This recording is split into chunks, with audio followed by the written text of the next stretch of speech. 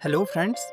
आज की वीडियो में हम लोग डिटेल में डिस्कस करेंगे इंडियन पॉलिटी का एक बहुत ही important topic, that is making of Indian constitution. ये टॉपिक सिर्फ एग्जाम्स के लिए नहीं बल्कि हर इंडियन सिटीजन के लिए जानना ज़रूरी है, क्योंकि ये वही दस्तावेज है जिसके ऊपर हमारी डेमोक्रेसी की पूरी फाउंडेशन खड़ी है। गवर्नमेंट ऑफ इंडिया एक्ट 1935 की वीडियो में हमने देखा था कि कॉन्स्टिट्यूशन फ्रेम करने के लिए कॉन्स्टिट्यूएंट असेंबली बनाई गई थी, और ये असेंबली बनाने का आइडिया पहली बार 1934 में एम.एन. रॉय ने दिया था, जो कि एक कम्युनिस्ट थिंकर थे। बाद में इंडियन नेशनल कांग्रेस ने इस डिमांड को ऑफिशियली अडॉप्ट किया 1935 में, and finally cabinet mission plan 1946 के थ्रू कॉन्स्टिट्यूएंट असेंबली फॉर्म की गई, और इसकी पहली ऑफिशियल मीटिंग हुई 9 दिसंबर 1946 को। तो उसके बाद फ्रांस की ट्रेडिशन को फॉलो करते हुए असेंबली के सबसे senior member doctor Sachidanand Sinha को टेम्पररी प्रेसिडेंट बनाया गया। उनका काम था असेंबली के अर्ली सेशंस को कंडक्ट करना जब तक परमानेंट प्रेसिडेंट न चुन लिया जाए। 11 दिसंबर 1946 को असेंबली ने अपने इलेक्शन के थ्रू डॉक्टर राजेंद्र प्रसाद को अपना परमानेंट प्रेसिडेंट चुना, और ये वही राजेंद्र प्रसाद है जो बाद में इंडिया के पहले राष्ट्रपति बने। उनके साथ ही एस.सी. मुखर्जी क्रिश्चियन माइनॉरिटी के लीडर और बी.टी. कृष्णमाचार्य को वाइस प्रेसिडेंट बनाया गया। ये असेंबली बनाई गई थी ताकि भारत का अपना एक कॉन्स्टिट्यूशन फ्रेम किया जा सके जो डेमोक्रेटिक, रिप्रेजेंटेटिव और इंडिजीनियस हो। ब्रिटिश पार्लियामेंट ने तो इंडियन इंडिपेंडेंस एक्ट 1947 तक कोई कॉन्स्टिट्यूशन नहीं दिया था, और इस असेंबली में टोटल 389 सीट्स थी, जिनमें 292 मेंबर्स ब्रिटिश इंडियन प्रोविंसेस से थे, 93 मेंबर्स प्रिंसली स्टेट्स से, and 4 seats chief commissioner provinces के लिए रिजर्व्ड थी। लेकिन पार्टीशन के बाद ये संख्या घटकर 299 रह गई, क्योंकि पार्टीशन के बाद कुछ मेंबर्स और कुछ प्रोविंसेस उधर की तरफ चले गए और कुछ इधर की तरफ।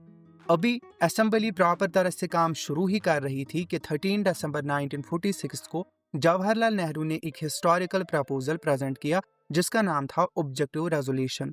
यह रेजोल्यूशन नेहरू जी का विजन डॉक्यूमेंट था, जिसने फ्यूचर कॉन्स्टिट्यूशन के गोल्स, आइडियल्स और कोर प्रिंसिपल्स डिफाइन किए।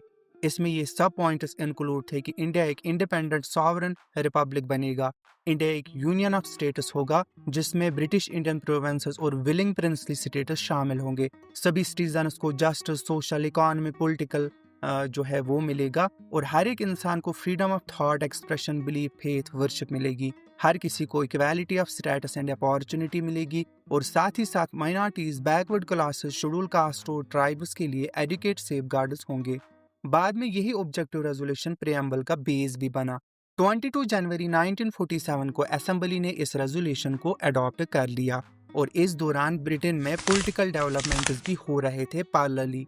हमें देखने को मिलता है कि क्लेमेंट एटली प्राइम मिनिस्टर बने, और उन्होंने 20 फरवरी 1947 को हाउस ऑफ कॉमन्स में अनाउंस किया कि ब्रिटेन 3 जून 1948 तक इंडिया को पावर ट्रांसफर करेगा। लेकिन सिचुएशन तेजी से बदल रही थी। ब्रिटिश गवर्नमेंट ने इंडिया में नया वाइसरॉय अपॉइंट किया, लॉर्ड माउंटबेटन, जो एक मिलिट्री बैकग्राउंड से थे, और उनका काम था पीसफुल पावर ट्रांसफर।